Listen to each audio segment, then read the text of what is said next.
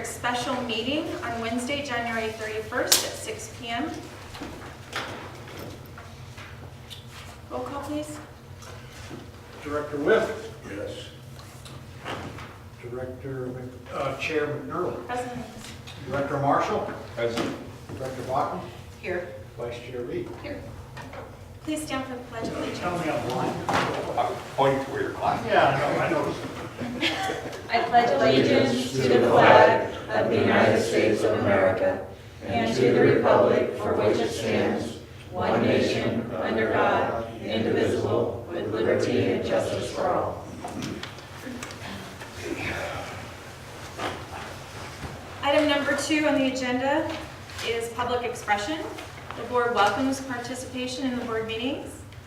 We request that you limit your comments to 3 minutes. You're not required to state your name, but you may if you wish. And 10 minutes per particular subject. And this agenda is a little different than previous ones. We do have the settlement agreement ad hoc committee report. So I don't know if there was any comments regarding if it should be in this or there. Doesn't matter. Okay. Yes, sir, you're up. I believe that was somebody. My name is Greg Beaver, and I appreciate this public comment before everything about the end. Of course. It saves a lot of time. I have a sewer account number 81770, and I'm just here regarding a $10 non-sufficient funds check paid. Excuse my language. I've already spoken with Laura and Alicia and the deputy city clerk at the city of Ukiah, and they refer me to the city council, the next meeting, February the 6th, and told me to bring this up at the public comments, which doesn't seem appropriate. So I heard you were having a meeting tonight, so I thought maybe you could help me. What's going on is I wrote a check for $400 for the sewer, and the city of Ukiah changed the check to $408, and the bank wouldn't take it. They said it was an altered check. So they returned the check to the city of Ukiah. I found out about it from the bank, and I rushed to get another $400 to the city of Ukiah so that it wouldn't be delinquent, and I got it in there, turned out a week ahead of time. But it just doesn't seem appropriate to have to go through the city council, and it's a $10 fee that was, they put non-sufficient funds, and if you call the bank, which I did, and talked to Cheryl, the savings bank, they said it was not returned for non-sufficient funds, it was returned for being an altered check. Any suggestions on what I do? Do you live in the district?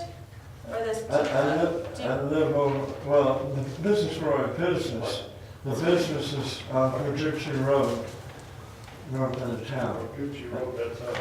That's us. Joe, do you think we can, Well, it looks like, at least by looking at the document, you know, first of all, I've never heard of an agency just arbitrarily changing. Have you?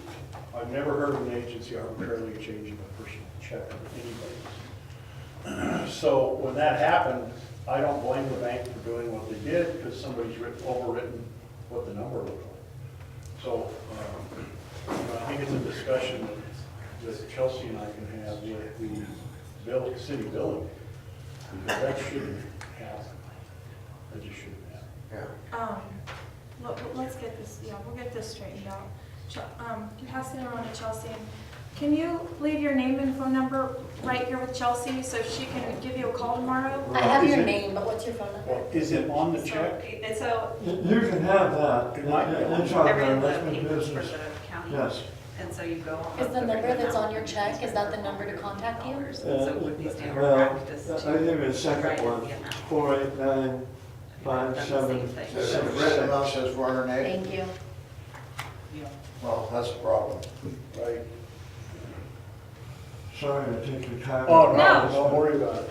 I'm sorry you had to come this late in the Yeah. evening. I deal with the city of Ukiah on another account, and it's wrong every month. It just frustrates me. Might A be say hanger even, here, not 8. just So amazes you just have to me rewrite how we the can't get it straight. Well, we'll look into this one, but we'll probably end up doing the same thing. We'll talk to the city Thank you. and find out Thank you. what happens. Yeah, I figure if it's me, there's probably other Yeah, people we having can the same clarify. problem. All right. To clarify, what does this say right here? Because it looks like it says 408. It does? What is it? It says 400 and then, does it say Exact. even? Exact. Oh, exact. Yes, yes, that's what I thought. So they just They glanced at it real They quick. misread it. Yeah. They just misread it. Yeah, but the problem is after they misread it, then somebody wrote 408 above it. Yeah. And that.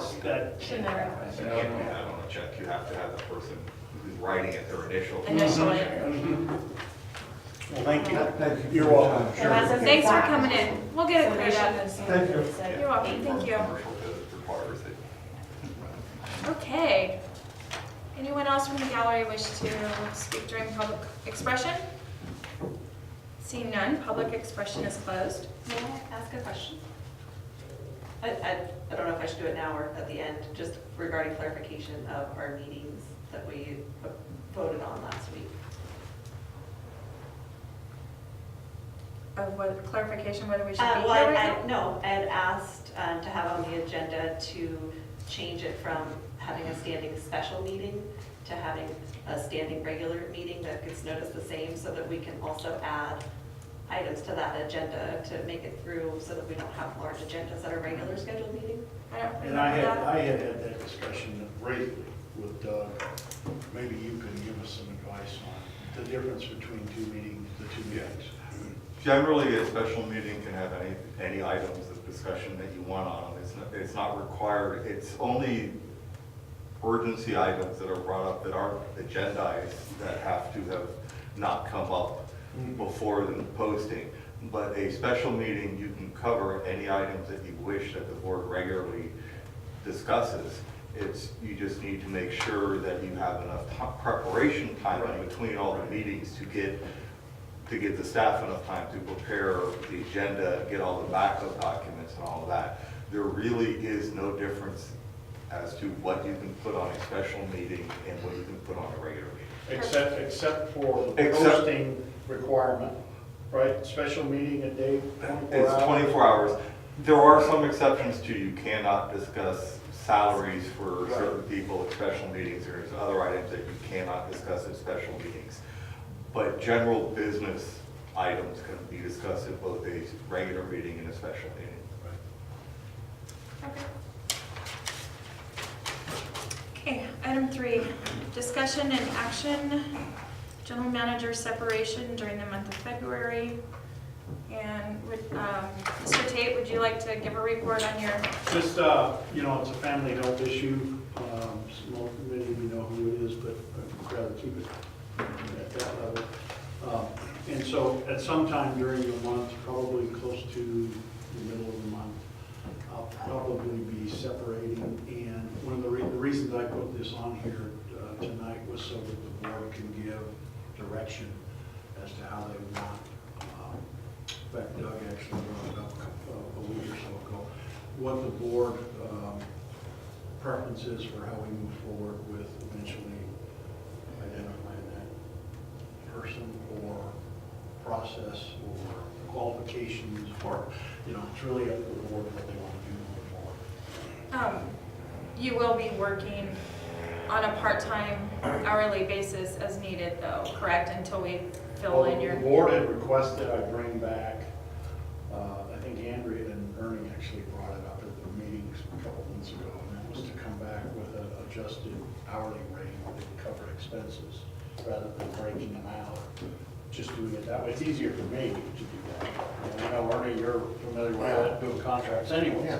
So I had no issue with that, and at the, I think Doug had reminded me that can only be done at a regular meeting, so that's why it's not on the agenda tonight. It'll be on the next meeting agenda, but I couldn't bring it back tonight with any kind of dollar amount attached to it. Okay. So you're in agreement, Joe, to remain if everything's agreeable, you're Yeah.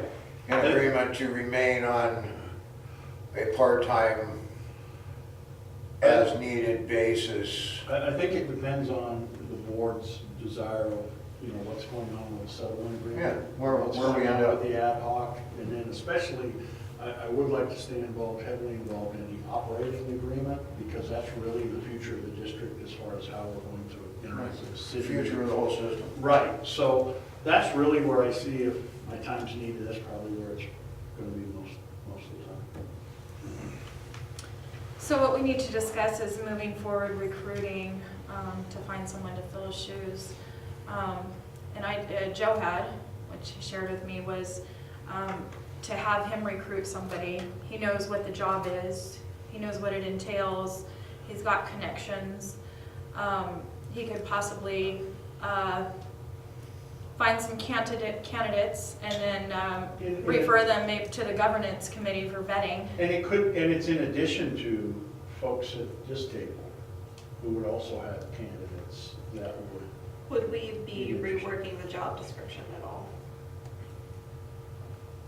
That would be. I think it depends on how the operating agreement comes out, you know, and where our direction goes. If we're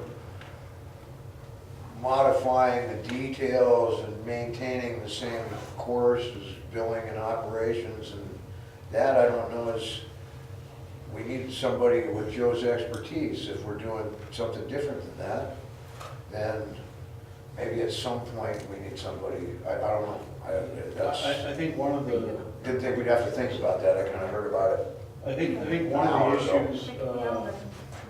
I think one of the issues is regardless of whether it's me or anyone else, moving forward, let's say in a month or a month and a half, 2 months from now, when you found whoever it is you zeroed in on, they definitely need to have a really, really good understanding of finances. Because either way, with the settlement agreement and the operating agreement, it's gonna change how we manage those funds, whether, not just through the operating agreement, but on another agenda item tonight, and that is how you manage your money and your investments and all of those type of things under a municipal umbrella. Because that's different than corporate or private sector. So I would recommend that, you know, somebody with that type of a background that understands finances. Government That just finances. I mean, it just needs to be, give the board comfort that everything's being covered. And a lot of that will, as Ernie said, a lot of that will depend on what that final operating agreement looks like. I'd like to open it up to public comment at this point, if that's okay with the board. Is there anyone from the gallery wishing to comment on this item?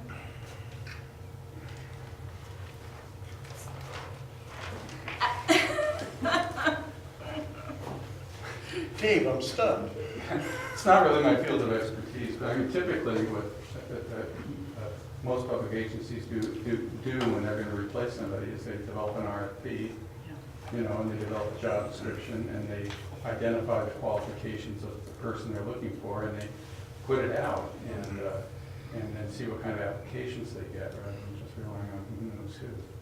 I mean, it's all, this is strictly your... Dave, you mean through a recruiting firm? Well, not necessarily. I mean, you can use a recruiting firm. There's certainly an expense involved in doing that you have to take into account. Yeah. But just the process of sending out, you know, developing an RFP, so you know what you're looking for, and then casting a wide net, not as wide a net as you can to see what kind of candidates you get, and then set up a process for reviewing the candidates. You probably get applications, you develop an application, find out what qualifications you're looking for and so on, and weed out as many as you can just on paper, and then set up some sort of interview panel to talk to the people that you think you might be interested in, find out more about them, and then try to make a decision about that. Just a normal process. So, So it looks like the first step is identifying the duties and if we're gonna have the same or different. So maybe, Joe, you could get with the governance committee. Okay. That seems like something that would fall into their Yeah. scope. It is. And I just, let's first identify the job description and go from there. Yep. And the committee can go from there. So of course, we want that as soon as possible. Right. Okay. Well, we want to make sure it's right, and we want to make sure it's, as Ernie said, you know, it really has to go hand in glove with what the district is going to be. You don't want to hire one skill set, and then all of a sudden the board decides, no, we're going to be this, then we're starting over again.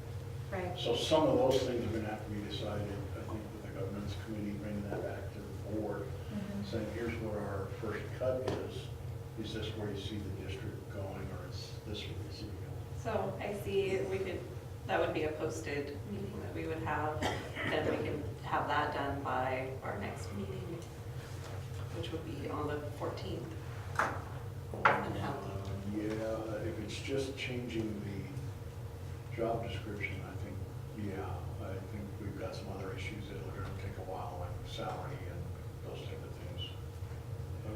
One thing the governance committee needs to also think about is how wide they want to spread the RFP. I mean, locally, Northern California, all of California, all of Western United States, what are you looking for? Right. And the cost of doing that. Can we ask questions of the audience? Like of Dave? Yes. It's generally, for public comment, it's generally not a give and take, but it is an agenda item, so if you want to ask him a question, you're able to.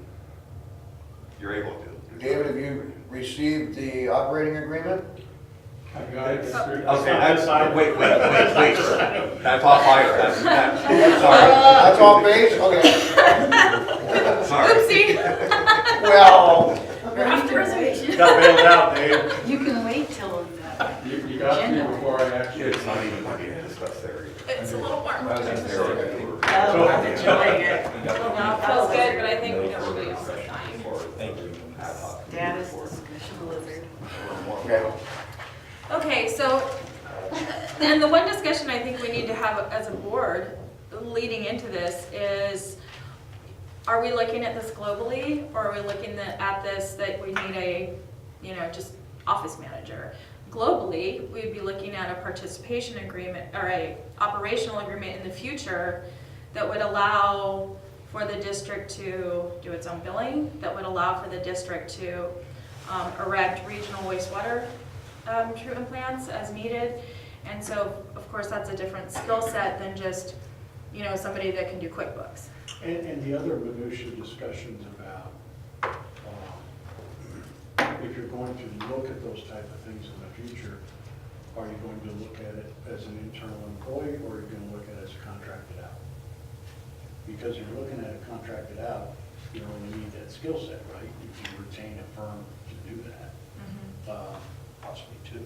Yeah, or if you just say, we want to do it all in-house, then you're talking a whole different ballgame. You're talking about setting up a benefit structure, and a compensation structure, all the things that don't exist today because they've always been contracted out. Then you're talking about a whole different game. So I think that's part of the discussion with the governance committee is where do we think that should go based on what we've learned about the job. And if you want to go through the window of time with the settlement agreement not yet finished and take the approach that, well, for now we'll contract. And then when you get that done, if you say, okay, now we know where we're going, we know what we're going to be, then you could probably make that. But that's up to the committee and the board. Director Hoffman? I think that we need to get someone in that has a financial background. We have we have to develop a budget and develop that whole financial or accounting manual, someone who can understand that and put everything in place. And so I think we're jumping about 4 steps by thinking about, putting out an RFP about our own billing and other regional plan. I think that's way, way in the future, and we can always address that with an additional employee or at the time.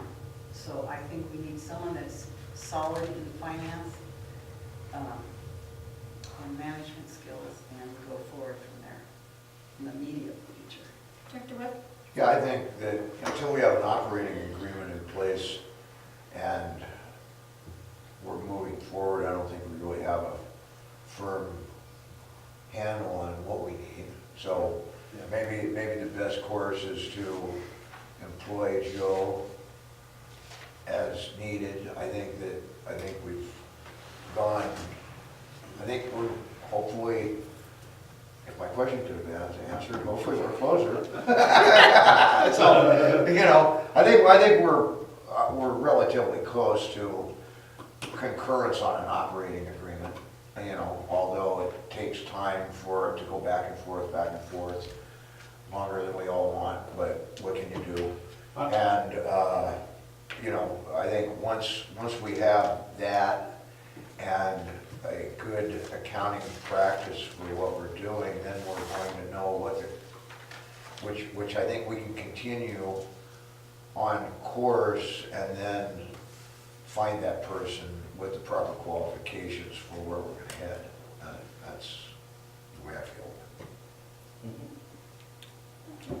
Is there any other discussion? I'm more than happy to keep helping the district and the governance committee, as long as the board desires to utilize my skills. I think one of the things Ernie brought up that is critical, and that is, as the committee knows, we don't know if that's tomorrow or in 2 months, right? And so to try to make a decision until we've got a feel of, okay, now we pull the trigger, is going to be difficult to do in the interim. I'm okay working off of an hourly and working with the governance committee to get there. I'd hate to have that happen too quickly and we haven't thought everything out, because we haven't gotten to the point, as Ernie said, where that operating agreement ends up. I think we have a pretty good 90% idea of where it's going, then it's going to make the committee's job and my job a lot easier to do that. So. Well, what does it look like for you moving forward? You say probably mid-February, so would you be It just depends. phoning in, or would you be traveling back up here? Well, the computer and the phone, and I would come up for meetings that the committee or the board decide I need to be at. But I would like to be at the operating committee or the operating agreement discussions, because that's really what's going to set up the future. And the second piece of this we haven't talked about is, and I know Ken and Teresa have been part of it prior board, and that is the regional view. Right? Well, that plays into that, you know, that selection. So keep all of those factors in mind as we move forward. It may not be as small and as tiny as we all think. Just in our previous discussion. Okay. So, as a board moving forward, this will get referred to the governance committee, but from what I'm hearing is Joe will stay on as we need him, as long as we need him part-time. And really, our new operational agreement will dictate the qualifications for a new general manager. And also, again, just as a reminder, it's just reminding me, we need to bring this back at the next meeting to go from expenses to hourly, and that will really be the amendment that gets us moving. Right. Until you guys have made a selection. Yeah. That's pretty nice, man. Okay. Item number 4. Oh, yeah, one last comment. Oh, sure, I'm sorry. And we I didn't should see that. Godspeed too. Thank you. Yep. Appreciate that. Yep. Okay. Item number 4, discussion regarding management of district funds, private banking avenues versus county fund management. I'm going to open this up to public expression first. Does anyone from the public wish to comment on this item?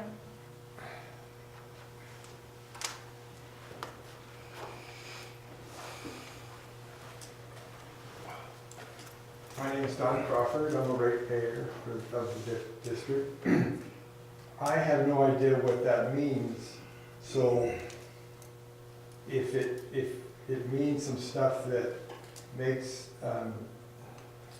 the auditor more involved in auditing invoices and where he gets to look at the source documents, then I think it's really important that whichever way you go there includes him. Because as I've been told by him through a letter,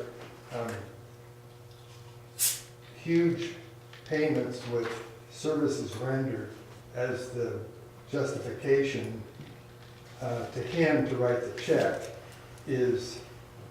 will make the hair on the back of any auditor's neck go crazy.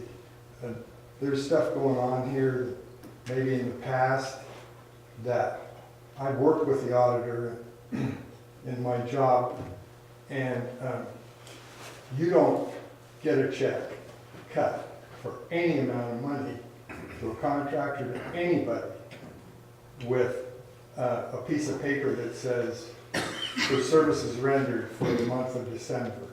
As I said, I'm speaking from ignorance because I don't even know what this item really means. But if that's what it means, then I would beseech you to go a better direction than has happened in the past. Thank you.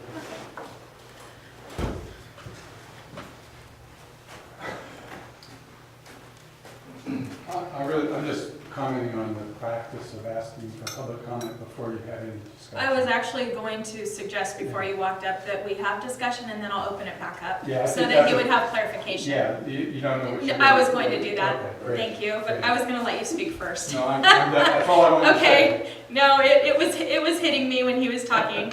So, all right. So, after we have a discussion, we will open it up to public expression after find out what's going on. Okay. Okay, well, Alrighty. But those comments taken as well. Thank you. oh, that's all right. Thank you. Okay. So, Mr. Tate, you have a report on this? Or- Yeah, or- I'll start it off and kind of tag team it with Doug. This issue came to light because I was starting to get asked questions about, why do we have the county holding our money versus when the board directed me to find a new bank when Bank of America left town, I specifically sought out a bank that has an investment arm, and that's Savings Bank. So we chose Savings Bank, we opened an account with Savings Bank, and then I think Doug got contacted by Lloyd. Maybe wrong on the process, but Doug got contacted and said, well, here's the following things you have to follow, here's the things you have to abide by, as long as your money is with the county. So I started asking the question, because I wasn't here, how long have we been doing this and why are we at the county and those type of things. And Teresa kind of educated me a little bit and said, well, we went from a dependent to independent board. We just kept the process the way it was. That's what I understood. So the reason I put it on the agenda is consistent with some of the things going on right now with the district, and some of our new board members have opined during the meetings, and that is, you really are at the whim of another group, another public agency when you want to manage your money. And two, unless the reports are timely, you don't really know how you stand until you go find out, instead of like the bank sending you a monthly statement that says, here's all the things you've written. That's a little different with the county.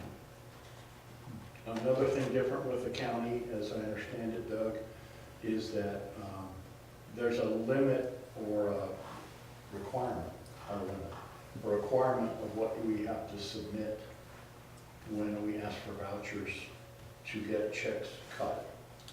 Versus at the bank, you simply, Chelsea orders checks, she cuts the checks up to a certain dollar amount, and we pay our bills. That won't be the way it is moving forward if you stay with the county, the way I understand it. And I have just begun discussing these issues with County Council, Kid Elliott, and trying to figure out where we're at There is the ability for the district to have all of its money in a bank, a private banking system, as opposed to with the county. But there are also many requirements that that follow that regarding processes, how the money's invested, where it's invested, and different things like that. There's also a lot of requirements with the county as far as what information we have to provide them, when we want checks written, when we want different things done, and audits they have to do. This, I think, is just the very first of probably many discussions with the board about what the district's options are and how the district wants to proceed. You know, at this point, I'd say just we're going to keep everything. We should keep everything as it is, and continue working with county council and the county auditor, Lord Weir, and figure out what they want and then what we need. My understanding from Joe Tate is some of the process, it just requires a lot of extra work when dealing with the county. For Chelsea. But if we move over to having everything invested with a private bank, I believe we would need a CFO. That's just my personal opinion. But we would need somebody to be able to manage it or at least oversee it. There is an investment part of the bank that we're with now that would be able to do a lot of that. I just need to dig further into the details of the various statutes, because there are several statutes that apply. The government code, the health and safety code in which the board was authorized under, and other things that all interplay with each other. And I just have to sit down and figure out, okay, how does this all work together? And, you know, the county council has offered to work with me on that, and as well as Lord Weir, and we can try to figure out, you know, what is needed for each, and then we can bring a presentation before the board and say, you know, these are your options, this is the pluses and minuses of each, and you guys decide where you go from here. I don't think this should be a high priority right now, because it's costly to develop a whole new system, and we do need I talked to Kit Elliott myself, we do need a lot of paperwork followed if you have private banking. You know, to change something right now when we're just trying to get everything going, I think that's just another layer that we need to kind of leave as is right now. I personally brought it up simply because I've never managed a public entity who had somebody else managing the money. So that's why I brought it up, because I'm always used to the corporate bankers. You know, if you want CDs or bonds or stocks or this or that, a good full-service bank offers that.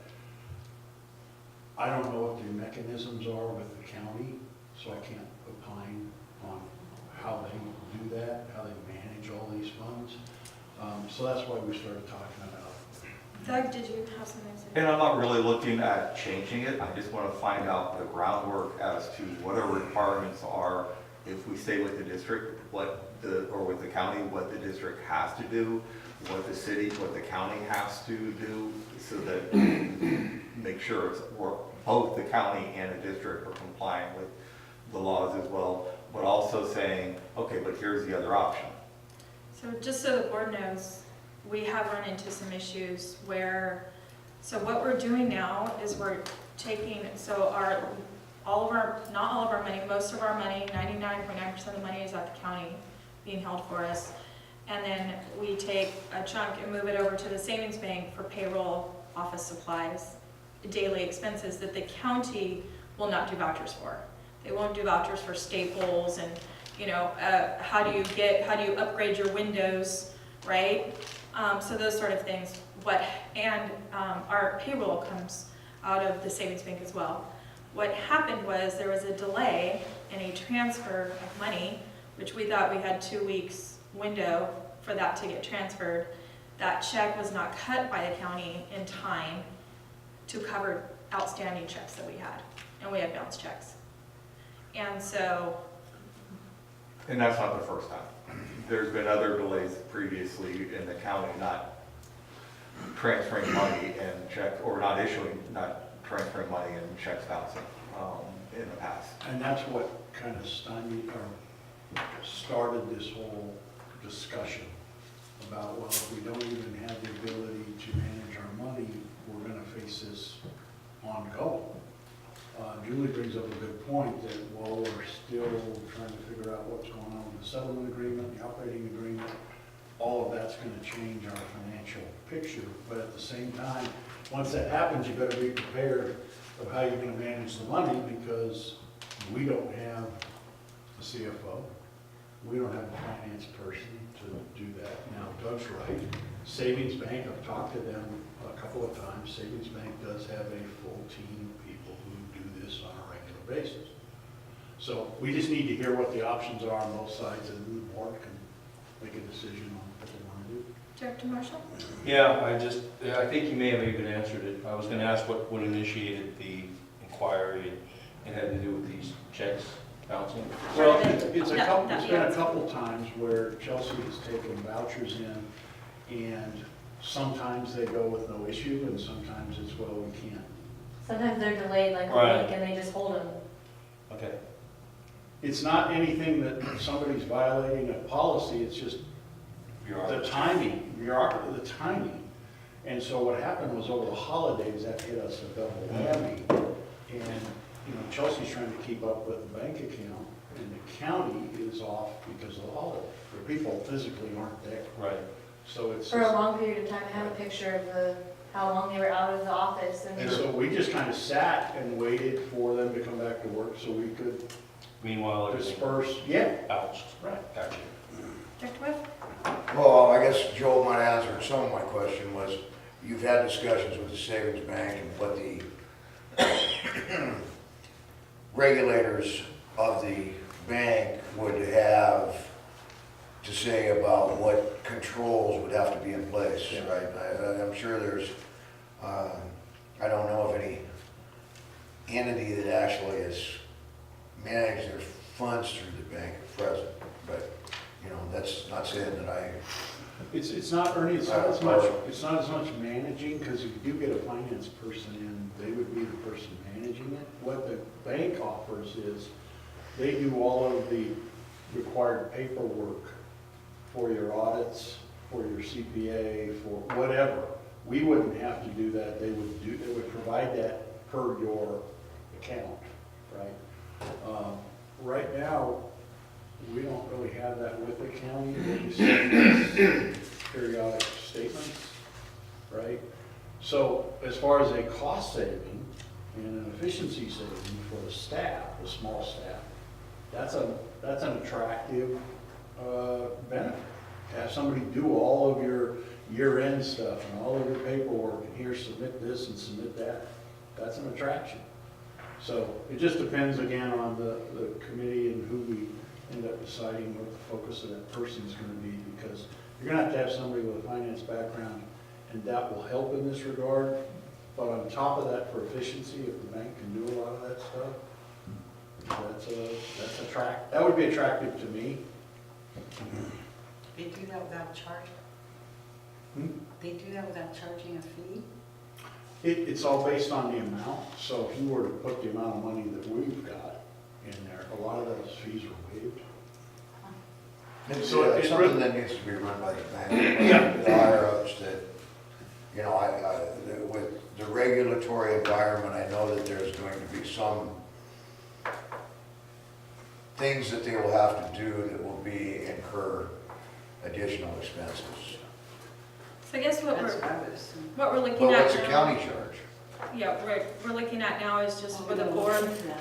discussion for the board and approval from the board, just to do a comparison at this point. Yeah, that'd be good.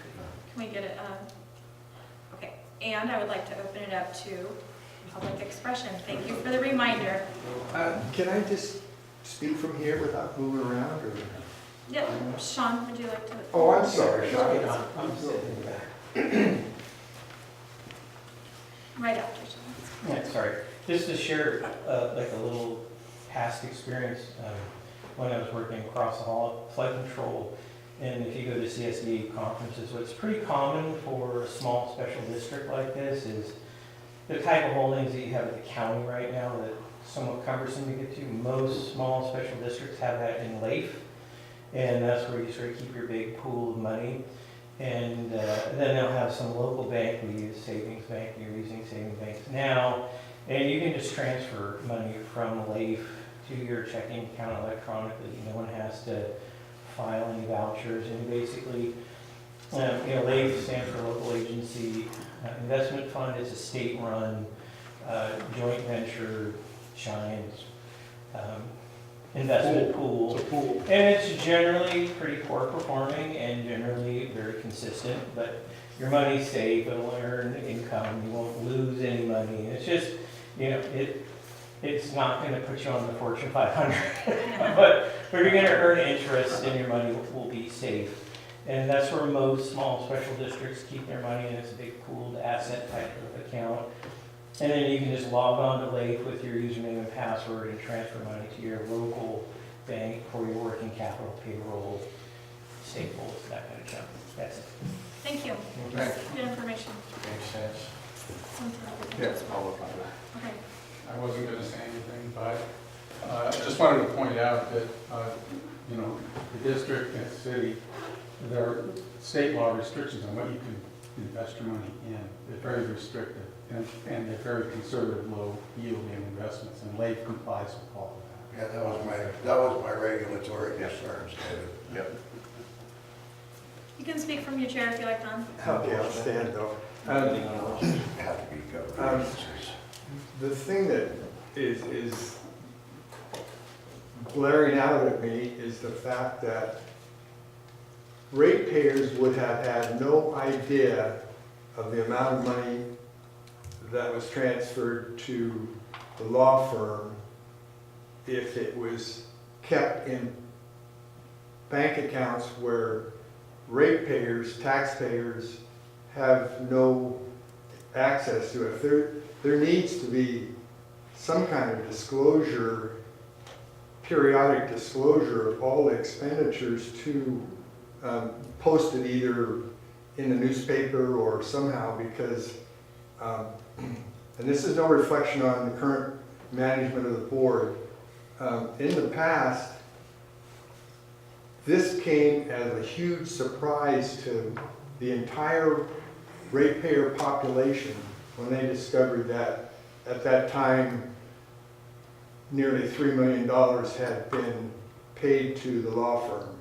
And I'm just saying that if you're handling public funds, you need to be able to be very transparent if you're going to put it in a private institution. This was our only rescue, was having the county auditor produce check logs showing these payments. And so I'm really sensitive to burying that all somewhere else so that we can't find out what it is. Thank you. Thank you. Well noted. Well, that would be something that would be part of the discussion as well, that we find out how releasing quarterly reports or whatever we're going to do. So, okay. So is the board in agreement of just exploring this idea? Do you need a motion? I think we should just get direction. Consensus. Consensus. Yep. Okay, thank you. So that would be direction to Okay. Mr. Tate. Okay. We are on item number 5, status discussion from settlement agreement ad hoc committee regarding negotiations of bond issue status. So Director Webb and myself are on the settlement ad hoc committee, and I've prepared an update, which I'm going to read so I don't mess it up. The ad hoc committees, both council and both staff, met on January 16th and January 24th. The committees exchanged information and ideas. In October, our council requested data from the city that is necessary in completing our new operational agreement, which is part of the settlement process. We requested this information again at our last meeting and are still waiting to receive that data. The committee's council and staff set the next meeting date for this Monday, February 5th. This meeting will be attended by the ad hoc committee members only due to the unavailability of city council. We've agreed that we would not have any council or any staff at this meeting. It would just be the 4 ad hoc members.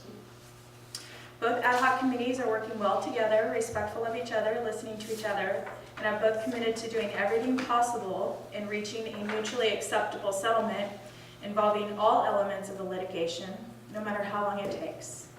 Of course, we prefer sooner rather than later, but will not put a deadline on reaching a settlement. Do you have anything in addition to that? No, that's pretty much summed her up. Okay. The next part, I'll read the next part of this agenda item and then open it up to public expression, if that's okay. The next part's the bond. I'll do my report on that, and then we can have discussion if we need. So the bond, the refinance of the bond is tied to the lawsuit because it is part of the existing participation agreement, which is part of litigation and settlement. So this limits the amount of information we can discuss publicly.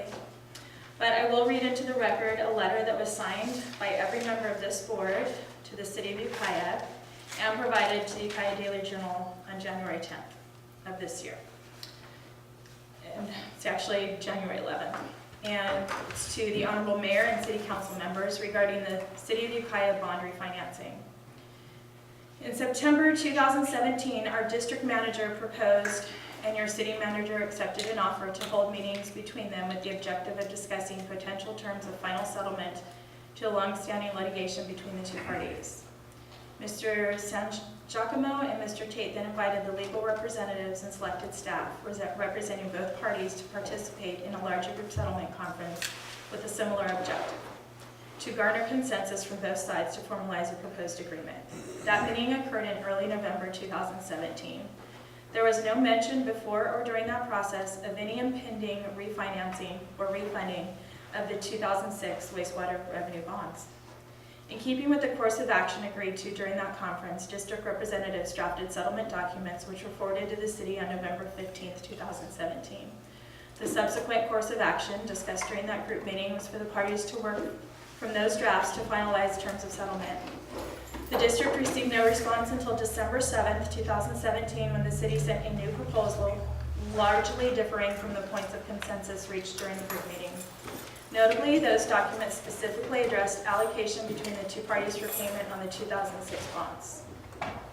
Again, as of the time of the city's December 7th new proposal, there was no mention of any planned, let alone any impending refinance of the 2006 bonds. Then, on or about December 7th, the city suddenly informed the district during public expression of a special meeting that the lawsuit had to be dismissed by the middle of January in order to refinance the 2006 bonds. During the district's December 19th board meeting, the city was allowed the opportunity to give a presentation on the issue.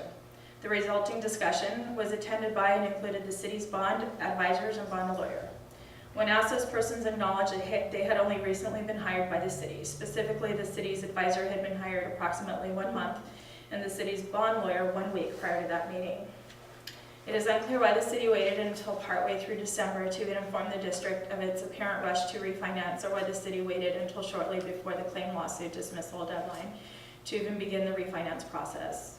Recall that the city's December 7th communication made no reference to this effort, and in fact pointedly contemplated continued allocation of payments between the district and city on the existing bonds. Refinancing the current bonds have been discussed over the course of the last couple of years, therefore the urgency created by this 11th hour effort is concerning. The district's concern is elevated by even more recent events. On January 2nd, 2018, the district through its representatives was given a draft amendment of the 2006 finance agreement, which addressed the terms and conditions under which the district had agreed to pay an allocated share of the bond's indebtedness. Prior to January 2nd, there was never any mention of an amended finance agreement. According to the city, this amended finance agreement must also be signed by the district in order to refinance the 2006 bonds. The city then informed the district that in order to meet a January 16th deadline associated with the refinance, the district and city needed to sign the amended refinance agreement right away, ideally 2 weeks prior to that date, i.e. January 2nd, the same day the document was delivered to the district, but in any event by January 12th. The draft amended finance agreement appears to differ in many material respects from the current finance agreement, substantially altering the district's rights. It involves complex matters and requires due consideration. A further concern is that the draft amended finance agreement is premised on terms and conditions of the indenture, which, as we understand it, the agreement to be entered into between the city and trustee, through which the refinance bonds proceeds will flow. On January 9th, our representatives for the first time received a draft of the indenture, which city representatives acknowledged it was still a work in progress. The indenture is an even more complex and technical document. In summary, the city's efforts to refinance the 2006 bonds only recently undertaken, and the city's more recent provision of draft agreements to the district, which a district must apparently adhere to in order to follow refinancing, present unrealistic timing obstacles and deadlines. The district should be given adequate time and opportunity to consider these circumstances and new agreements before moving forward. It is for these reasons that the district board unanimously directed staff and council to table any discussion and consideration of a formal position regarding refinancing of the 2006 bonds until the board can secure qualified bond counsel and receive appropriate opinions and advice concerning these complex documents. Given the public interest and the interest of all ratepayers, the district board is committed to working with the city on a mutually acceptable agreement. And that was signed by every board member.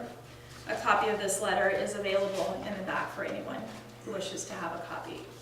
And I'm just reading that because it was in our local media, an article regarding the bond, and this was provided to our local media, but wasn't referred to, so I felt it was important to make it public. Is there anyone on the board wishing to comment on this agenda item?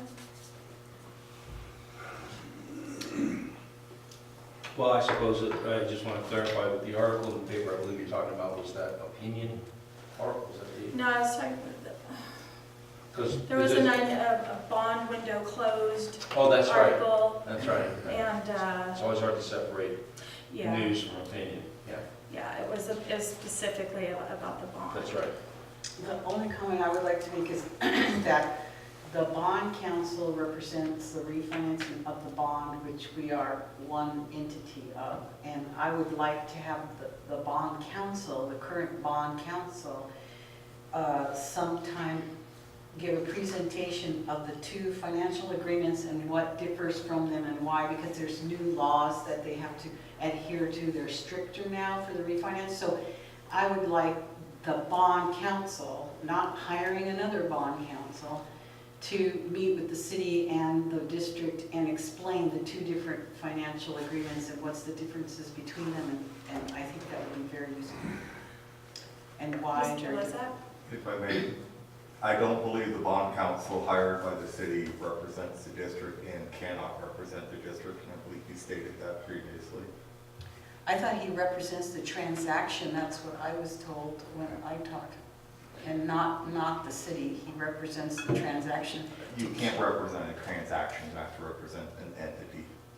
So I thought he represented both entities because we're both in the refinance of the bond. So he represents both entities. That makes sure that we follow the laws and keep. Mr. McMullen can discuss that with you at some point, and I believe he's talked to bond counsel for the city and gotten his opinion on that. Okay. I'd still like to hear from, to take the two financial agreements and have the bond council explain those to us. And We'll seek bond counsel that will represent the ratepayers. well, Is there anyone else from the board wishing to Perfect timing, comment on this item? Mr. Wood? I believe that I read the documents. I believe they're significantly different than if the bond counsel does not present.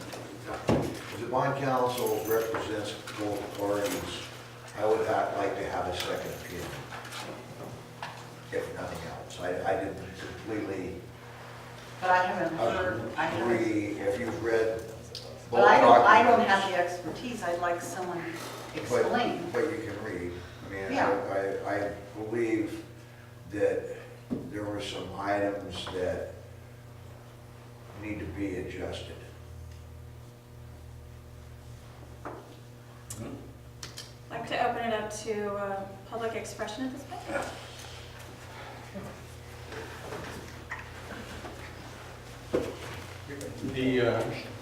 the revised financing agreement was a draft, and we actually had two telephone conferences with Don to begin to hear the district's concerns about those agreements, and we were in the process of trying to revise them when we ran out of time. So, the bond counsel is hired by the city, but bond counsel's function is to issue an opinion that the bonds qualify for the tax exemption, and there's also a disclosure council, and they have to render an opinion that the disclosures in the official statement are accurate and so on. So their job is, they don't get paid, first of all, they only get paid if the bonds actually get issued.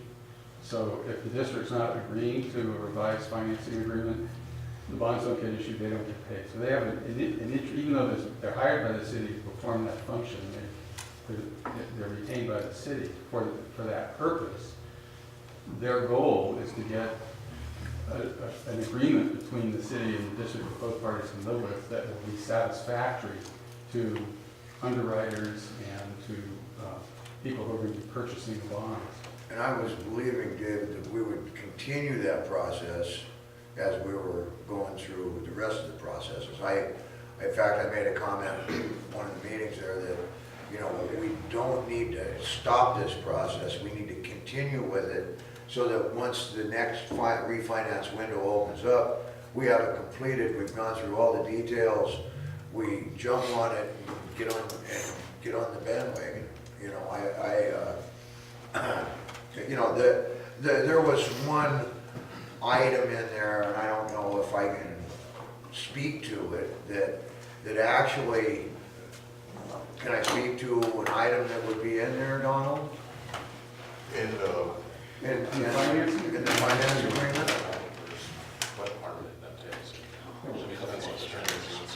Right, it depends on the term and if it relates to the settlement issues and the operating agreement, those things.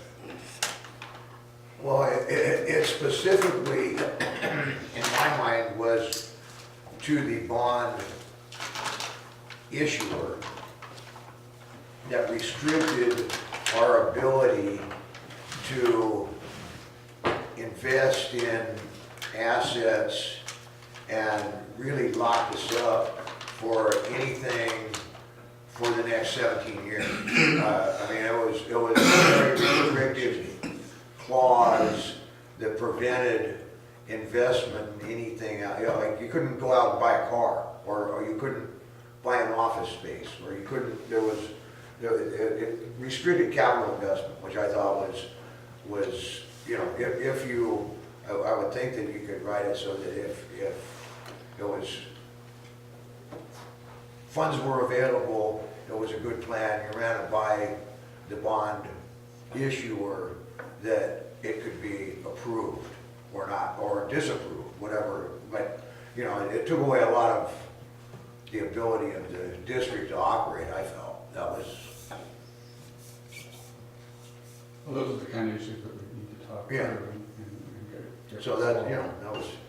I just want to make a comment about the timing. The city came to the very first meeting of the board after the election. And the reason that I don't think the city considered trying to do a refinancing before the election is they didn't think they would get the cooperation. So they didn't think it was worth the effort. Once the election occurred, they thought it was worth taking a shot. It's a very tight time frame that they were opting into, but they thought if we could do it, if it was potentially several $1 million that could be saved in light of the, you know, by getting it done within that window. So they thought it was worth taking a shot. And I don't, you know, and I think that's the letter that just got read sort of makes it sound like the city sort of dragged its feet and then tried to use the refinancing for some ulterior motives. That's absolutely not true. The city came to the board as soon as there was a board they thought they might be able to work with. They brought the financial advisor, they brought bond counsel, they put a PowerPoint presentation up on the screen for everybody to see. They were hoping that they might be able to pull it all together, and it didn't work out, that's unfortunate. It probably cost us all some money, but that definitely need to work on resolving the lawsuit and getting the agreements in place that will allow us to take advantage of refunding the bonds during the next window, which will be this summer.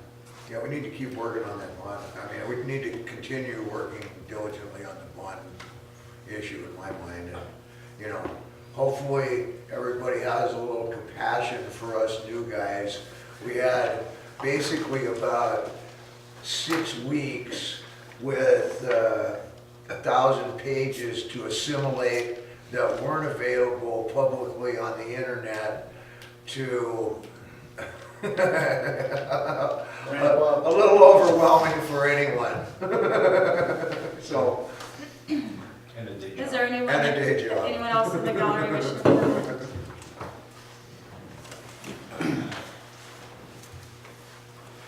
I take it this has to do with the settlement of the lawsuit. There's a couple of items, they're all meshed together. Because I think it's important that, and I think it's been kind of overlooked. Apparently, there's been some intimidation going on that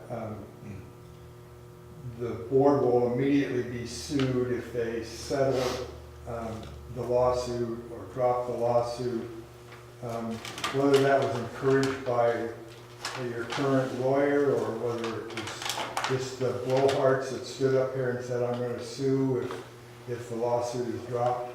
I want to offer this.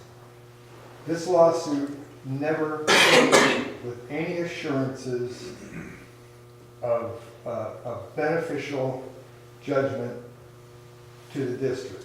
No lawyer can guarantee how a lawsuit's going to end, whether it goes before a judge or a jury. So, in this period of time, and the reason that they were threatening the lawsuit was that it would damage the interest of the district by not pursuing the lawsuit. I would like to offer the fact that so far, nearing $5 million has been spent for the current law firm.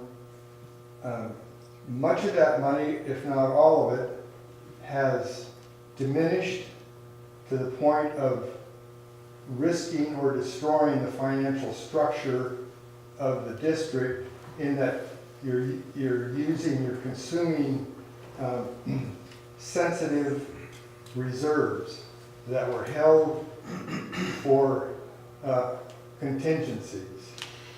So I would offer that by stopping the lawsuit, stopping the hemorrhaging of money to this law firm, also protects the district ratepayers and the district. And I think it would be arguable in court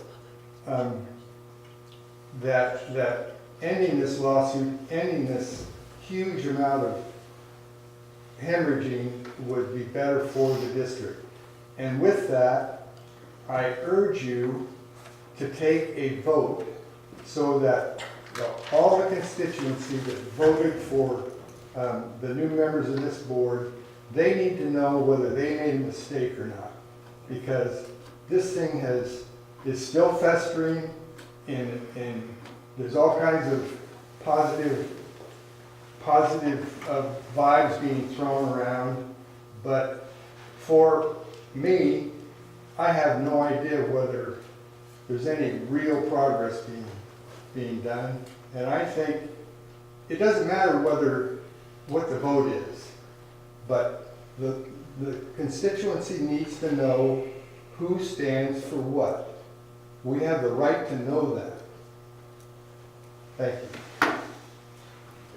Is there anyone else from the public wishing to comment? First of all, let me thank the board, and especially the new members, for all the work they're putting in, hundreds and hundreds of hours. Sometimes it can be called a thankless job, but what you're doing is not a thankless job. And the people that voted you in, although they thought they might be getting a change in the board to one way, they didn't realize they were probably electing people that could think. And after you go through all of those papers, and all of those hundreds of hours, they might have decided, had they talked to you, that you were going to be able to go through those papers and come up with thoughts of your own.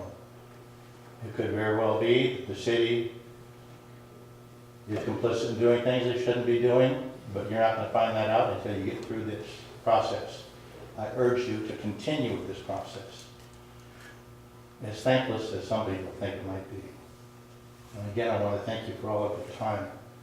It's hard to sit around meetings like this, week after week, month after month, year after year, without coming to fruition. But I do believe that if you continue, you're going to find that the people that elected you and the people of the city are going to be happy with the outcome. There are more things important than money, and I think one of them is the truth.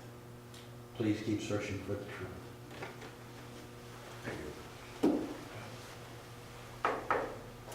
Anyone else from the gallery wishing to comment? Seeing none, I'm going to close public expression at this point and open it up to the board comments. Director Wood?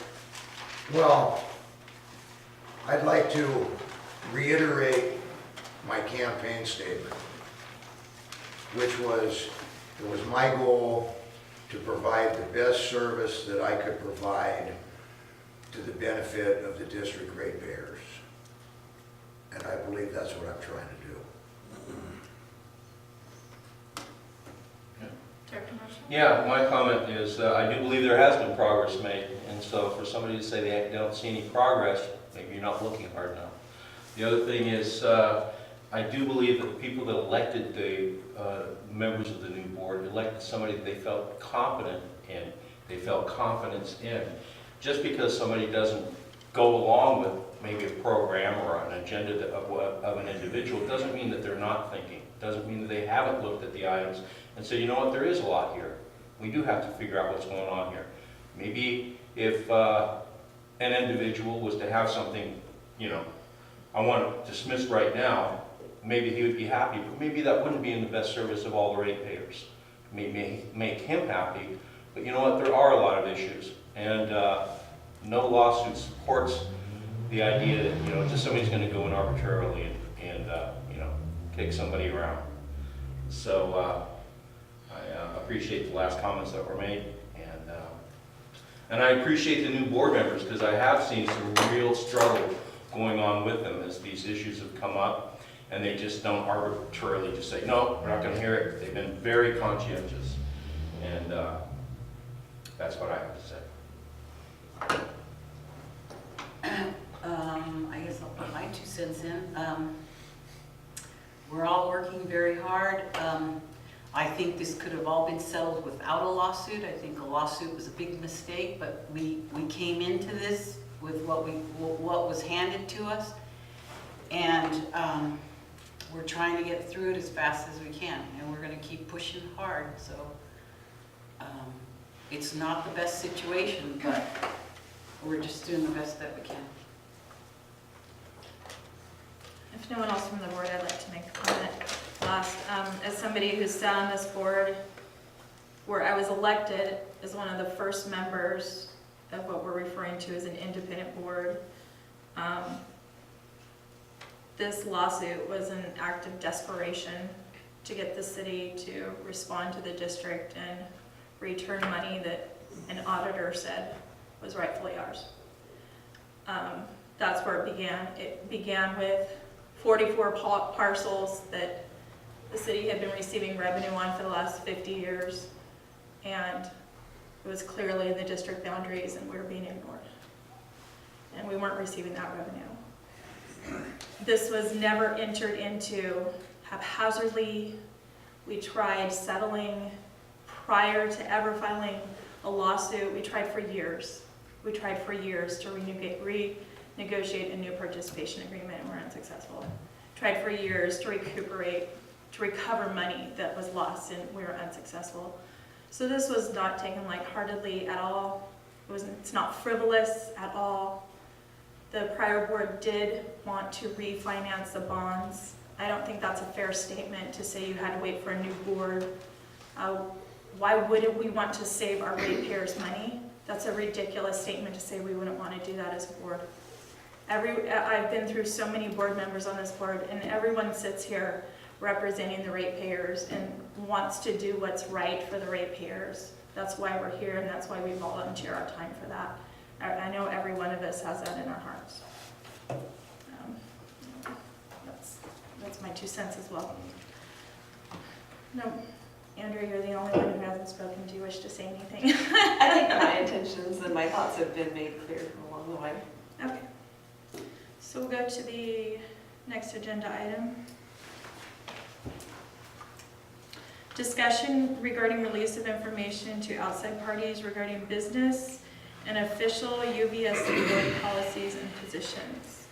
And this is a verbal report and discussion led by the general manager. Yeah, I'll start it off. And it wasn't really any one item, it was just a compilation of different perspectives and items that had come up. Some that had come to my attention, some are phone calls to the office expressing confusion, some are made to paper expressing more positions. So I felt the board needed to have a discussion, right or wrong, of what protocol looks like, not taking away an individual board member's right to comment on any issue, but at the same time, for me, who receives the phone calls, well, wait a minute, we understand the ad hoc committee is working with the city to do the following. Well, now we hear that's going to be over in X amount of time. So I felt like there was a need to have this discussion. I talked to both Julie and Andrea this morning in a separate meeting, and I think we were all on the same page about having this discussion of what we can say, what we can't say, what stays public, what stays private, and I think it's all of our intention to come out with a consistent message for the whole board. And because I'm the receiver of the phone calls, because I'm in the office, I'm the one fielding those questions about, well, wait a minute, I heard this, but then I read this. So I'm just trying to minimize that confusion in the ratepayer arena, and however the board decides to do that, it's the board's decision, but it just became an issue that we need to address. So I'll just start it off that way. I know you have a letter that would fall under this agenda item. We want to talk about the letter now? Well, Well, in what was it, Saturday's paper? Sunday's paper. Editorial. There was an editorial, in our opinion, that had some what I felt was terrible reporting. I think it was not well researched,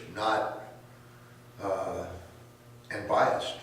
So I wrote a letter in response to the points that I felt were off base, and submitted it through Joe to disseminate to the rest of the board for their editing and approval.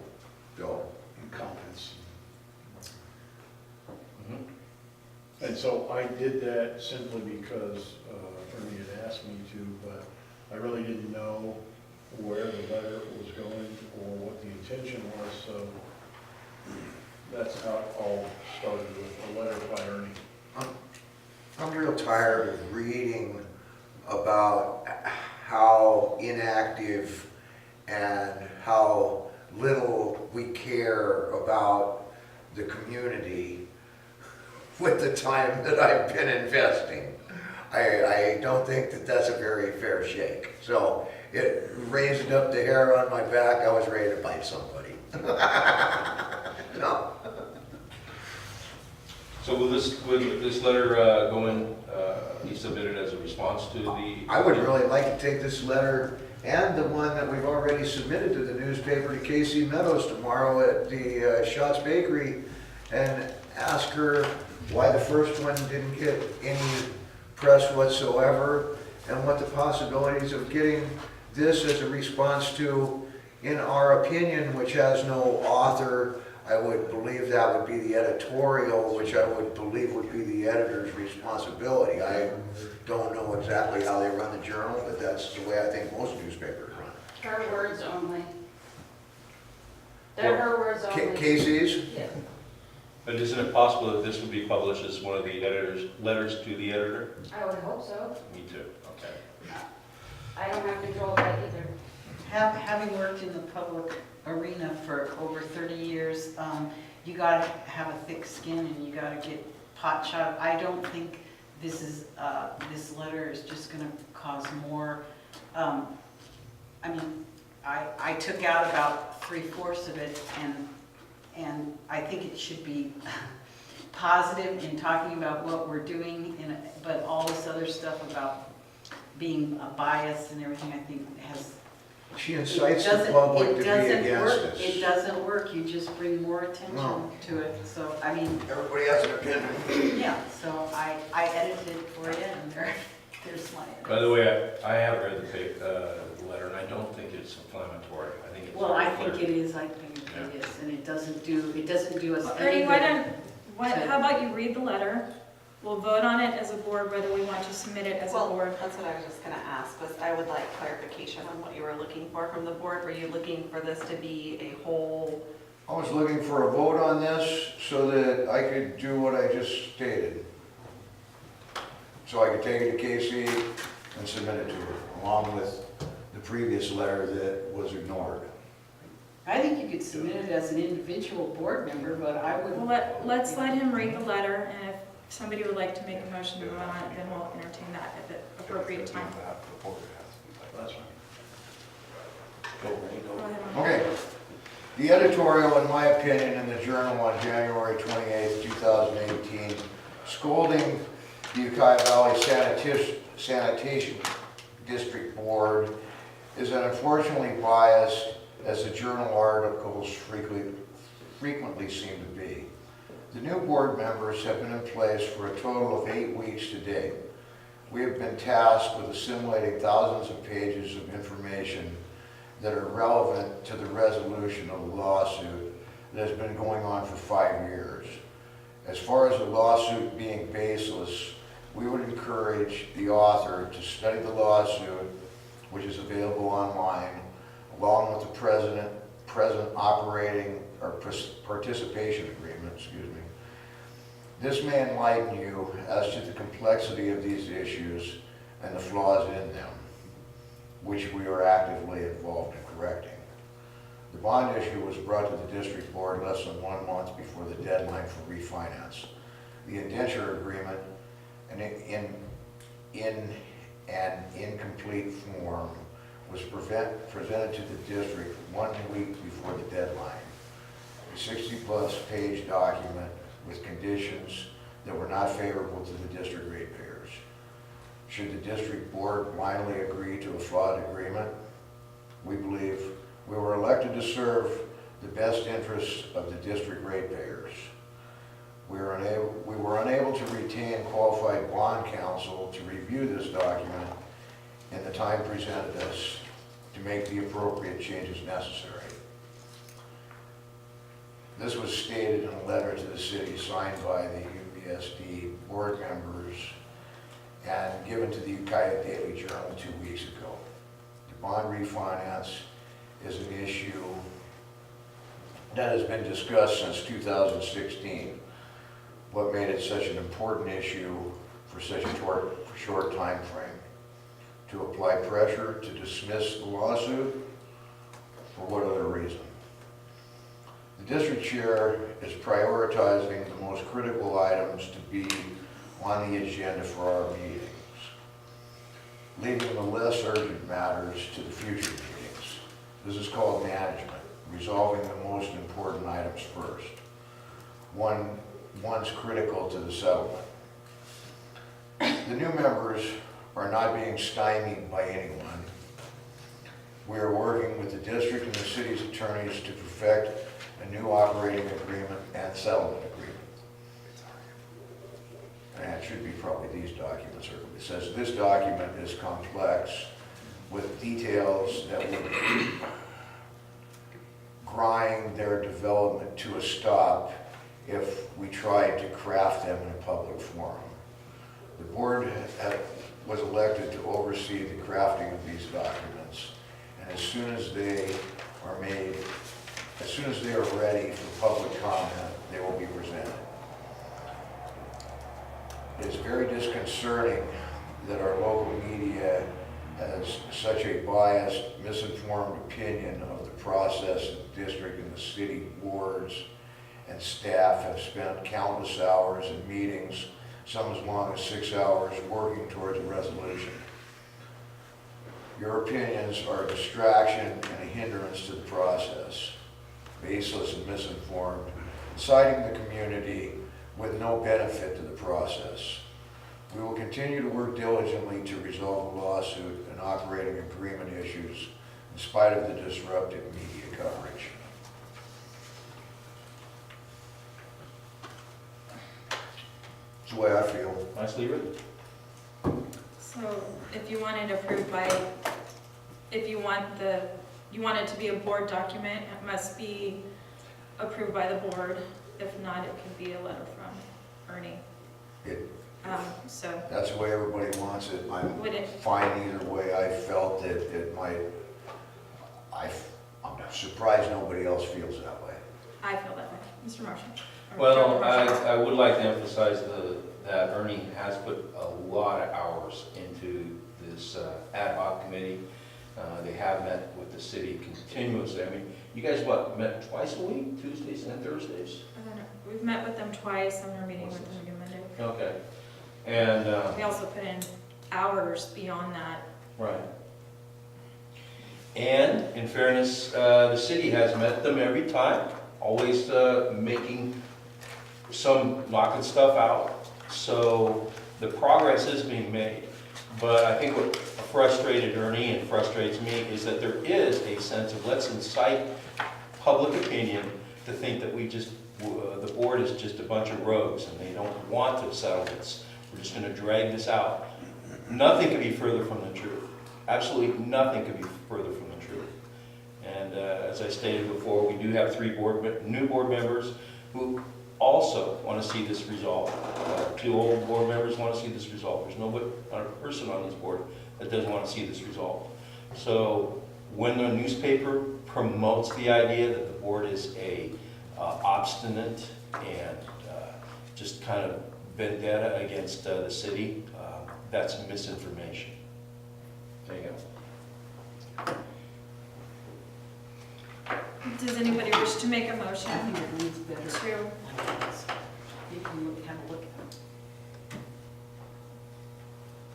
does anyone on the board wish to make a motion to approve this letter as a letter from the board? I make a motion that we approve this letter as a letter from the board. Ernie, or Director Webb, is there a second? Sure, I'll second it. There's been a motion and a second. This letter will be to the Ukiah Daily Journal from our board. Is there any further discussion on this?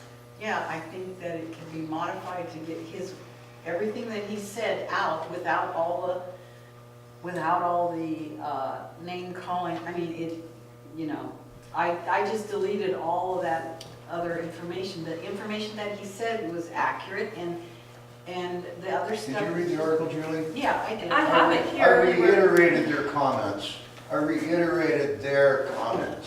How can that be? It goes through there. I reiterated what they said. I think it's unnecessary. So, Unnecessary. I'm kind of sticking with my idea, but. May I ask really quickly? I don't really want it to be from the board. And that's understandable, Julie. So- May I state one thing though? Prior to this meeting, the letter did circulate and I added my comments. Yeah, I added my comments, they're right there. But is Ernie just not getting them? Hadn't seen them. No, because I was told to give them to Joe, we met with Joe today, and I said, well, I'll just give them to him at the meeting. Director Reed, do you have a comment? I do. It was directed to give them to Joe, back to Because we Joe. wanted to make sure it was individuals, not serial. Okay. Director Reed has the floor. I appreciate that we all have our own opinions, and I've said this before, but we all have different backgrounds and experiences that are going to lend us to be a great board of 5. And I think that we, along with everyone else, are entitled to have our own thoughts and opinions. And I completely agree with Ernie that if he feels a certain way and he wants to submit a letter, that should be, he does that himself. Yeah. I don't think that should be something necessarily that needs to come from the full board. And we shouldn't be forced to have our name on a letter we disagree with. You know, if you 3 vote for it, then we have. The board decisions are made by majority of the board. That's right, and I would protest this decision because that's not my representation. The decisions of I this will board are protest by it a if you pass majority. it. I'll Okay, protest. one person cannot dictate the But I direction don't want of my this name board. on that letter, period. End of sentence. Well, how about, I don't- Mr. Liz? Can I make a suggestion? Yes. That the letter just come from the 3 individuals or whoever, whatever board members actually support it and put their names on it so that it doesn't come from. Thank you. I was just gonna say, if the board follows their recent practice, you put the 5 names at the bottom, the ones who want to sign it, the ones who don't sign it, don't sign it. Director White? I Good would, with me, I'll put it in for myself. I felt that I'd get more support out of this, but And I really don't understand how you can get slammed and not wanna. Because Well, everybody's you get entitled to their bullied opinion. and sometimes you But gotta knock you're the bully just- down, you know? I You're mean, ju- that's the you're- way I You're feel. just giving credence so let to me, it. I'd like to have the floor for a moment. So this opinion article actually says that we are hearing from someone that things are being manipulated. That we have heard that progress towards settlement is deliberately being dragged out. So obviously someone is talking to this woman from this board because she's saying she's hearing from someone on the inside. It could be hearsay.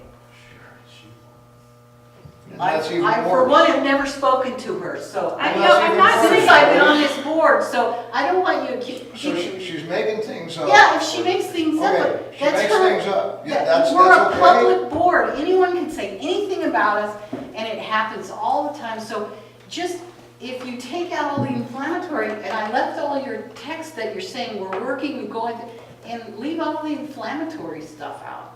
That's all I'm I'm not asking. gonna let them. Mr. Marshall, you have the floor. Dr. Marshall. Would it be possible to cycle this, because if Brittany did not have the time to review Julie's comments, I think that might be a wise decision, at least to have the opportunity to review it. Can't take it off the table, I'll take it myself. I'll be Ernie Whiff. I don't have a problem with that at all. So we do Is have that a, legal, so fellas? we have a motion which belongs to the board at this point. This motion cannot be withdrawn. It's a motion that has been seconded. All right. So It's a call for the question. call for question. I mean, there's been a motion and a second, we're calling for the question at this point, Right. at least as far as protocol goes, unless one of the lawyers come out and doing something wrong. All right. So call for the question. You want me to go individually? You want me to take a roll call? Roll call vote. Okay, Director Whiff, Aye. Director Bockham, No, Vice Chair Reed, No. Director Marshall, Yes. and Chair Luna. Yes. 3 to 2 in the affirmative. The second part of this agenda item is some kind of policy or discussion about, as Mr. Tate said, releasing information publicly, or I think the situation we found ourselves in is the ad hoc committee is trying to work towards settlement through any means necessary and with no deadlines. And yet, I believe possibly one of our board members may have been misquoted or taken out of context, or an old quote or something put in the paper, I don't know. but it makes for confusion if you're someone in the general public getting this information. So, do you have any recommendations? Well, the reason I put it on there was I had received a phone call from the office about, well, we're getting this report out in open session, yet we're reading this in the paper. So I'm responding as a staff member, but that's really a board policy issue of how you want to handle communications. Does anyone on the board have any recommendations? Yes. Director Wood? I would recommend that really we don't make any comments to the newspaper individually, that we report out as a board, other than, you know, we're working diligently on the process and we will make our progress public as soon as it's appropriate. I don't believe that, you know, I believe that we're fostering some of my problems. Any other comments? Is there a general consensus on the board that we can move forward with that idea? That in order to not undermine the process of reaching a settlement and negotiating with the city, that we should have a unified message to the media, and that should be done as a board.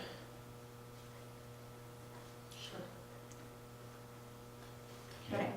I'll just, I don't want to have a motion or, you know, but I would like to get everyone's consensus on this, please.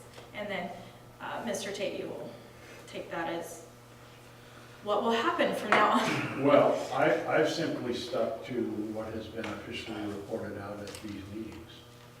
It's not my purview to steer from that, because number one, I'm not a board member, and two, that's a policy issue. I'm an implementer of your policy. So if the board chooses to do something, I implement that policy. It's not my decision, yes or no, that's what I implement. So I've stuck to it, kind of the script. I've just told people who have called, you know, if they read something and they interpret it different than I do, I just stick with, here's what's been reported out by the board. Director Marshall? All of us, as Andre had said, have an opinion. All of us want to be able to share that opinion, but oftentimes that opinion can undermine. It can create more issues than there should be. So every time I meet somebody, as much as I enjoy talking to people, I realize I have to be very careful in what I say. So rather than try not to give anything specific as far as where we're going, how these things are progressing. These meetings are televised, so they can get plenty of quotes from our televised meetings as well. And that's going to be one of the things that I was going to say is a lot of the quotes that have made it to the paper from me have came from the meetings themselves. And so, and I think everyone here can agree that I am as Pollyanna as it gets, and I have been the biggest cheerleader of saying that we are making progress, that I am pleased with the way the board is handling things, and that we are moving forward, and that we're all doing the very best that we can. And so I don't want to feel that by having an opinion and by sharing those thoughts that I'm going to somehow be in trouble for doing that. Well, there has been a couple of comments that have been in contradiction to what we were directed to do in the ad hoc committee. That didn't coincide with what we've represented as our goals to the city's ad hoc committee. So that doesn't make us look very unified. There's one, but as it was stated, that was my opinion. I didn't say that that was what the board had discussed. I didn't say. But it did, that you were representing the board when it says vice chair, that's you representing the board. I have no control over that being put in there. Hey, you don't say anything. So just for the record, I've I'll never walk been, and go over. I've never been contacted by the Journal. I've never been interviewed by the Journal. I've never had a discussion or emails other than here's a document, which was one email in the last 9 years. So anything they get from me has been through meetings. Other than that, they've contacted me 0. And I've only provided them with one document, which was this letter regarding the bond. Just for the board's information. No, I would just like to emphasize that, would you be willing to speak to the Journal? I mean, it's not because we're not wanting to have, how can I put this? If the paper seems biased, it's because the information that is out there just hasn't been researched. I guess that's what I'm trying to get to. Or they haven't been given the correct information by Mr. Tate. Yeah, just a closing comment, I won't say anymore, is whenever you're in delicate, sensitive, drawn-out negotiations, silence is the best policy unless there's something of significant substance to report out. And I've just learned that through brutal experience is, even if it wasn't your intention to say something, it can be interpreted or spun a certain way that you have no control over, because that's not on our side, it's on the media side. So, while Donald and Dave and you guys on the ad hoc are going through this process, it's just real difficult to manage if stuff is out there and people are hearing one thing from the board as a report out, whether it's a report out of closed session or they see it on TV, or if it's in the newspaper, even though it wasn't stated or quoted right. It just causes this chaos, this white noise. Well, and I do think that the public has a right to know as much as they can about what's going on, because the less they know, the more they're going to make up. I mean, I told you this morning a story, if you don't want people to say things about you and to make up stories, then go and talk to those people and tell them your side of it. Director Webb? Yeah, I don't believe that's appropriate. I mean, we're tasked with resolving the problems that are at hand. And I believe that we need to be unified in resolving those problems and convey a consistent message to the city on what our intentions are. And if there is conflicting opinions, that's not to the benefit of the process. I believe we should report progress as a board, not as individuals. Director Reed? I feel like we are all working towards the same goal. We're not always going to say the same things, but at the end of the day, we're all here for the same reason. We're here for the ratepayers, we're here to bring the lawsuit to a close, and we're here to do what's best for, in my opinion, again, my opinion, not only our ratepayers, but the entire valley. I do think that we hold a responsibility to them. So I think that we can reach a resolution, but we don't need to be marching in the same line the whole time. That's the beauty of having our own opinions, and that's, I mean, the Journal has their opinions. I don't think that's what boards are about. I don't think that's the way it's supposed to work. I don't believe that your personal opinion being represented as a board member represents, we just took a vote. It was 3-2. That's what you're just doing right there with your letter. No. I wrote that, gave it to Joe, he sent it out. We took a vote on it. Sometimes everybody's not in complete concurrence. There's been dissenting votes previously on different items. That's going to happen through the rest of this process. And we're going to continue on. So for me, the issue is two things. one thing said in the paper was 180 degrees different than what this board agreed on to move forward as an ad hoc committee. 180 degrees different.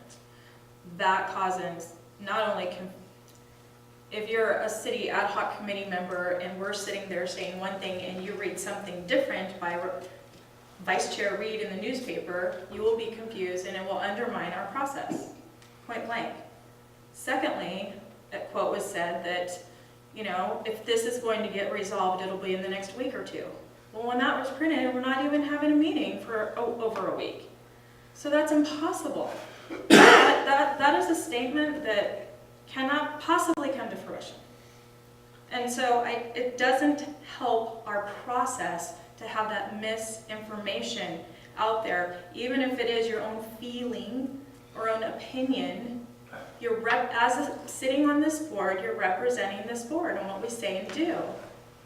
You know, and when we release information to the paper, I released a letter saying, here's a letter we sent to the city, signed by all 5 board members. End of it. Never heard back from them, and it was never referred to, by the way. But that was done because it was approved by the majority of the board. I think putting out misinformation is harmful to negotiations and is not in the best interest of the board. It appears a consensus is that we should have a unified message, that we communicate to the media what comes out, what reports out as a board. And does anyone feel that this needs to be formalized by motion? No? No. Okay. So we'll move on then. Did I open that up to public comment? No. If not, I'd like to now, please. Thank you.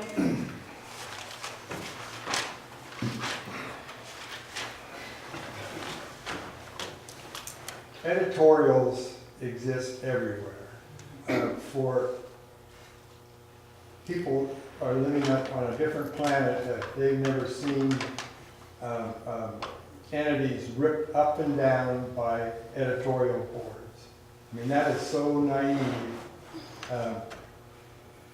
I don't even have anything more to say about that. There are 2 glaring facts here. The district is suing their neighbors, the residents of Ukiah, for somewhere in the neighborhood of $30 million. That is going to be financed somehow if it went into full judgment, and it will land in your neighbor's laps. As a public person, as a ratepayer for the district, I don't have a clue of what's going on. What sits out there right now and festers is that this board has done nothing to indicate anything different than a $30 million lawsuit against the residents inside the city sanitation district. In addition, another fact that is plain as day is that this board has paid this law firm somewhere in the neighborhood of $4.5 million, going on to $5 million plus. That money's not coming from revenues. That money's coming from reserves. That's what the public knows. Until you change that public dialogue, if you send a letter like that with a sanitation board's a name under it, frankly, it would be better if Ernie sent it. Ernie has a better reputation than this board does. Thank you.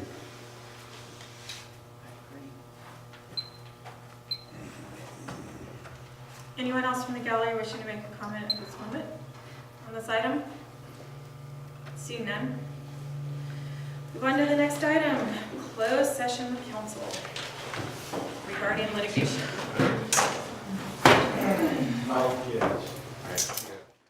Comment on our closed session?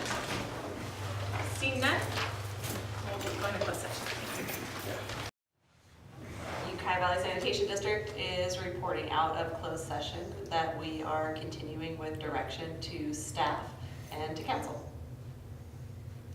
Meeting adjourned at 9:05.